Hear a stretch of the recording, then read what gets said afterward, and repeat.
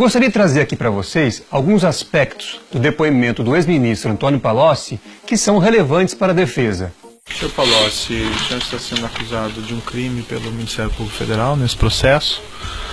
Na condição de acusado, o senhor tem o direito de permanecer em silêncio. Se o senhor fizer uso desse direito pela nossa lei, isso não lhe traz nenhum prejuízo. O que é importante chamar a atenção já no início do depoimento é que o senhor Antônio Palocci prestou esse depoimento na condição de réu, de acusado e, portanto, sem o compromisso de dizer a verdade. Nós não temos acordo de colaboração firmado com o réu aqui presente.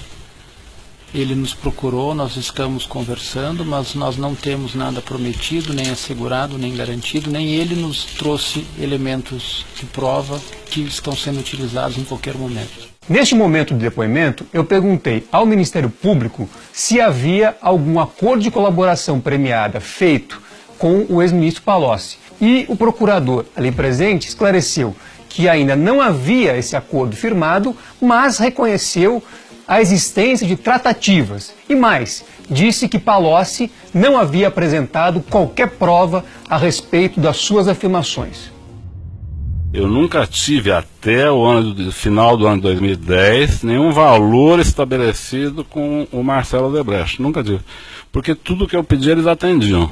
Sim. É lógico que eu também não pedia coisas absurdas. Eram coisas relativas ao relacionamento, não lícito, mas ao relacionamento de uma grande empresa com um governo. Eu não entendi muito quando eu vi essa parte dessa destinação específica.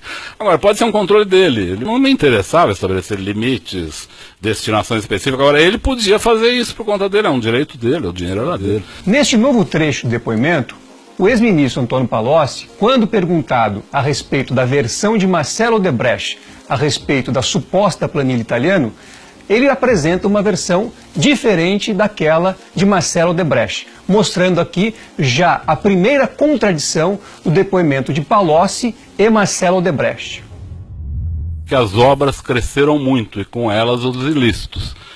Então, eu sabia disso, eu acompanhei algumas coisas, mas não era a minha área de atuação direta, isso é verdade. Como é que o senhor sabia disso? Porque eu era da cúpula do governo, então eu não posso esconder o fato de que eu participava das principais reuniões de articulação do governo. Não era a pessoa mais importante, nem a segunda nem a quinta, mas eu participava das questões centrais do governo. Neste novo trecho do depoimento, o ex-ministro Palocci faz afirmações genéricas a respeito de supostas ilegalidades cometidas na Petrobras. No entanto, quando perguntado pelo juiz Sérgio Moro como é que ele teria conhecimento disso, já que ele diz que não tinha qualquer atuação na Petrobras, ele claramente se atrapalha. Então, quando o presidente Dilma foi tomar posse, a empresa entrou num certo pânico. E foi nesse momento que o Dr. Emílio Odebrecht fez uma espécie de pacto de sangue com o presidente Lula. Essa expressão de efeito que o ex-ministro Palocci utiliza durante o seu depoimento foi algo previamente ensaiado. Ele trouxe para o depoimento anotações, e nessas anotações havia já essa expressão pacto de sangue, algo, portanto, combinado para gerar uma repercussão no seu depoimento. Ele procurou o presidente Lula nos últimos dias do seu mandato e levou um pacote de propinas para o presidente Lula que envolvia esse terreno do Instituto, que já estava comprado, e o seu Emílio apresentou ao presidente Lula, o sítio para uso da família do presidente Lula, que ele já tinha feito, já estava fazendo a reforma em fase final, e ele disse ao presidente Lula que o sítio já estava pronto, e também disse ao presidente Lula que ele tinha à disposição dele para o próximo período, para ele fazer as atividades políticas dele, 300 milhões de reais. Nesse trecho do depoimento, o ex-ministro Palocci utiliza a palavra propina, que é uma palavra própria da Lava Jato, própria dos delatores da Lava Jato. Ou seja, é algo ensaiado mais uma vez. O trecho também mostra inúmeras contradições. Primeiro, Palocci faz referência a uma suposta reunião, mesmo reconhecendo que ele não participou.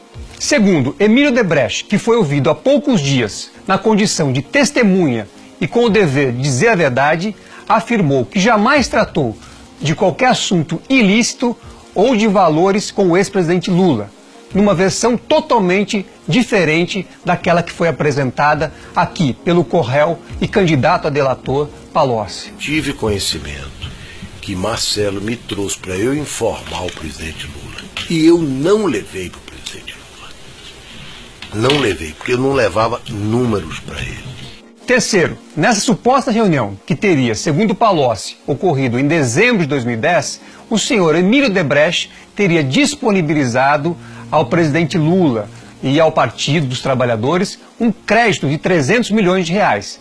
Essa versão, no entanto, é altamente conflitante com o depoimento prestado pelo também corréu Marcelo Debrecht. Eu cheguei para meu pai e disse assim: meu pai, avisa o Lula que, para ele não estranhar, porque em 2010 não vai aparecer quase contribuição nenhuma nossa. E de fato não teve muita contribuição nossa. Por quê? Eu disse, porque a gente já praticamente, desde 2008, vem apoiando ele.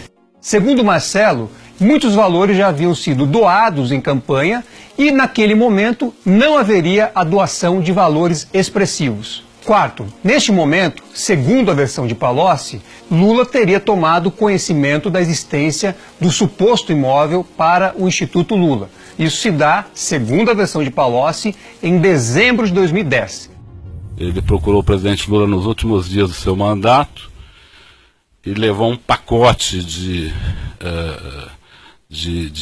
propinas para o presidente Lula que envolvia esse terreno do Instituto, que já estava comprado, e o seu Emílio apresentou ao presidente Lula. No entanto, como vocês vão ver ao longo do depoimento, Palocci afirma que teria conversado com Lula sobre esse suposto imóvel no início de 2010. Ou seja, as datas não batem e Palocci entra em contradição com ele mesmo. O presidente Lula já estava, num momento, era meados de 2010, em que ele precisava cuidar desse assunto. Vejam, aqui está, meados de 2010. Nesse trecho, portanto, Palocci fala que teria conversado com o então presidente Lula sobre o suposto terreno em meados de 2010.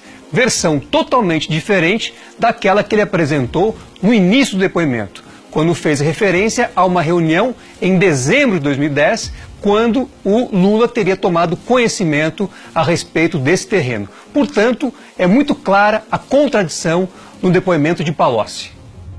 Nesse momento, eu vou ao Marcelo e digo: Marcelo, o que está acontecendo? Por que seu pai levou uma reserva desse tamanho? Nós nunca falamos em tamanho de reserva, de conta corrente, nunca falamos sobre isso. Ele falou: não, meu pai acha melhor nesse momento, pelo fato da Dilma estar entrando, estabelecer de forma clara a relação, não mais, vamos dizer, não mais no fio do bigode, como a gente fazia, não mais na fluidez da confiança, mas numa relação mais explícita e mais objetiva, porque ele tem muito medo do comportamento da presidente Dilma ser um comportamento evasivo em relação aos nossos pleitos, e isso pode colocar em risco os nossos projetos. Neste trecho do depoimento, Palocci dá a entender, segundo a sua versão, que este imóvel destinado ao Instituto Lula estaria relacionado a atos que o então presidente Lula iria praticar para frente, depois que Dilma ganha as eleições presidenciais.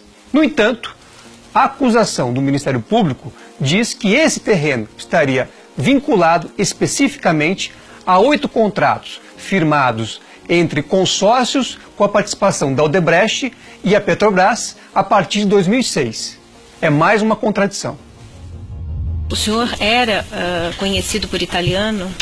Se eu era conhecido como italiano, não. O senhor é o italiano a que se refere Marcelo Debrecht? O Marcelo nunca me chamou de italiano, mas eu acho que essa planilha, quando ele coloca italiano, diz respeito a mim, sim. Nesse trecho, Palocci adere à tese do Ministério Público sem qualquer fundamento, simplesmente para agradar a procuradora que fazia perguntas a ele. Senhor Antônio Palocci, boa tarde. O senhor poderia explicar o período em que o senhor participou do Conselho de Administração da Petrobras? Foi início de 2003 até fim de março de 2006. Certo. E o senhor pode esclarecer como é que funcionava esse órgão? Se era um órgão composto com quantas pessoas, se eram todos indicados pelo governo, se havia conselheiros independentes? Havia membros indicados pelo governo, normalmente ministros. Havia o presidente da Petrobras, primeiro o doutor Dutra no nosso governo, depois o doutor Gabriel, depois a doutora Graça. E havia, sim, membros representantes dos minoritários, que normalmente eram empresários. Então chegaram a passar por lá Fábio Barbosa, presidente do ABN-AMRO, o Jorge Gerdau, presidente da empresa de mesmo nome, o Dr. Sondas, de uma rede de varejo do Rio de Janeiro, o Dr. Roger Agnelli, presidente da Vale do Ribeiro. Não tem essa de detalhamento. Eu pediria, excelência, se o ministro Palocci pudesse descrever, continuar a descrição. Não tem relevância esse detalhamento. Nesse trecho de depoimento, eu formulei perguntas a Antônio Palocci, objetivando saber a composição do Conselho de Administração da Petrobras e também como se deu a aprovação dos contratos que estão sendo discutidos nessa ação penal. No entanto, quando Palocci passa a esclarecer que os contratos que estão sendo discutidos na ação foram aprovados não por Nestor Severo, Renato Duque ou Paulo Roberto Costa, mas sim por um conselho de administração que era composto por renomados empresários, o juiz simplesmente determina que ele pare a resposta e indefere as perguntas seguintes. Essas perguntas eram muito importantes para o desfecho da ação. Por quê?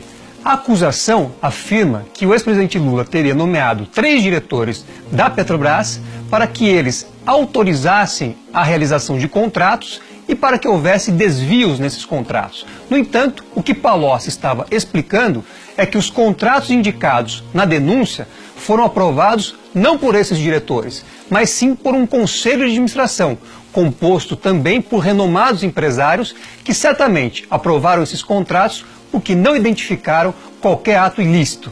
Da mesma forma como empresas internacionais de auditoria também chegaram à mesma conclusão. Não conhecia Renato Duque, não conhecia Jorge Zelado, não conhecia Paulo Roberto. Os conheci por currículo. Entendi. Né? E o currículo deles era de currículos extremamente capacitados para os cargos que eles estavam sendo indicados. Então, eu não acredito que houve um planejamento prévio com esses diretores acerca de ilícitos. Esse trecho mostra que Antônio Palocci reconhece que os ex-diretores Paulo Roberto Costa, Nestor Severo e Renato Duque foram escolhidos por conta de seus currículos e não para praticar qualquer ato ilícito. Esse trecho quebra, mais uma vez, uma espinha dorsal da acusação do Ministério Público. Em relação aos nomes de Paulo Roberto Costa, Nestor Severo, Renato Duque, eles foram indicados e nomeados por unanimidade pelo Conselho de Administração ou houve divergência em relação a essas nomeações? Não lembro de divergência. Neste momento, Antônio Palocci reconhece que os ex-diretores da Petrobras, Nestor Severo, Paulo Roberto Costa e Renato Duque, foram indicados e nomeados por unanimidade pelo Conselho de Administração, inclusive pelos membros indicados pelos acionistas minoritários. Isso quebra um eixo central da denúncia, pois o Ministério Público afirma que esses diretores haviam sido escolhidos, indicados e nomeados pelo ex-presidente Lula, o que não é verdade, segundo o próprio Antônio Palocci. O senhor tratou de pagamentos, contribuições paralelas não contabilizadas, Caixa 2, com eles, referindo-se ao Odebrecht. O senhor disse, não, eu nunca tratei, doutor, eu nunca operei contribuições, até porque não era a minha função. Se eu fosse, eu teria feito, mas eu nunca operei contribuições. Eu sempre dizia para o empresário, olha, atenda o tesoureiro da campanha. Então, essa foi uma afirmação que o senhor fez na outra ação. Eu quero saber por que é que o senhor mudou a versão hoje e contou algo diferente. Não, eu não mudei, eu nunca operei, eu disse naquela oportunidade que nunca operei doações, continuo a dizer, nunca operei doações, nunca fui buscar dinheiro em empresas, mas sabia que o dinheiro era depositado nos partidos, entregue em malas. Eu não Aqui fiz o essa senhor operação, disse que era para procurar o tesoureiro. Isso, que o senhor, normalmente era o tesoureiro. Nunca tratei. A frase é nunca tratei. Não sei sei se eu neguei. Hoje Pode ser que eu não esteja falando exatamente a mesma palavra. Esse trecho mostra claramente que Antônio Palocci mudou totalmente a versão que ele mesmo havia apresentado em maio deste ano ao juiz Sérgio Moro. Naquela oportunidade, ele afirmou categoricamente que nunca havia tratado de qualquer recurso indevido com a Odebrecht. A sua mudança se deve, evidentemente, à pressão que foi feita sobre ele para que seja aceita uma delação premiada. Uma pressão, aliás, que nós já havíamos pedido para que fosse investigada na Procuradoria-Geral da República. No entanto, essa investigação foi sumariamente arquivada. O que é relevante é que essa contradição evidente, clara, com o depoimento que foi prestado há poucos meses atrás, retira qualquer credibilidade da nova versão apresentada por Palocci. O senhor hoje muda a versão por conta da negociação da sua delação premiada? Não, como esclareceu o senhor promotor, Dr. Welter, eu não tenho um acordo de delação premiada. O senhor tem uma negociação em curso. Tenho tratativas, isso é um assunto que está a cargo dos meus advogados, eu confio no trabalho deles, são advogados de alta qualificação, com experiência no setor, e confio que eles estejam fazendo o melhor dentro da lei, olhando maneiras de contribuir com a justiça, que é a minha vontade, e maneiras de obter benefícios, que também é a minha vontade. Este trecho do depoimento reforça que Antônio Palocci mudou a sua versão anterior e mais, ele esclarece que está em busca de benefícios. E quais são esses benefícios? São benefícios que vão desde a sua saída da prisão até o abatimento de multas e o desbloqueio de seus bens. Tudo isso, certamente, é o que está sendo discutido na delação premiada que ele busca destravar com o Ministério Público. Essa conversa que o senhor afirma ter ocorrido entre o ex-presidente Lula e o senhor Emílio Odebrecht, o senhor não estava presente? Não. Certo. Eu esclareci que quem me contou essa conversa foi o presidente Lula na manhã seguinte. Correto. E o Marcelo Odebrecht, quando eu falei com ele, confirmou que ele tinha pedido para o pai dele falar. Ele só teve divergência de valor. Ele falou, não é 300 milhões, meu pai se enganou. Aqui, mais uma vez, fica muito clara a contradição entre a versão de Palocci e o depoimento prestado pelo senhor Emílio Odebrecht, que negou categoricamente ter discutido qualquer valor com o ex-presidente Lula. Eu ficaria surpreso também. Eu não estranhei a surpresa do presidente, mas ele não mandou eu brigar com o Odebrecht. Neste ponto, fica claro que Antônio Palocci segue exatamente a mesma fórmula que foi usada por Léo Pinheiro.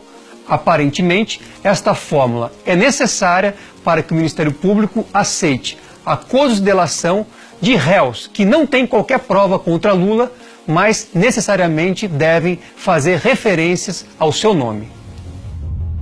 Então, como vimos, o depoimento prestado pelo ex-ministro Antônio Palocci no último dia 6 de setembro ao juiz Sérgio Moro é contraditório com o depoimento que ele havia prestado em maio deste ano ao mesmo juiz e também contraditório com depoimentos prestados por testemunhas e outros acusados.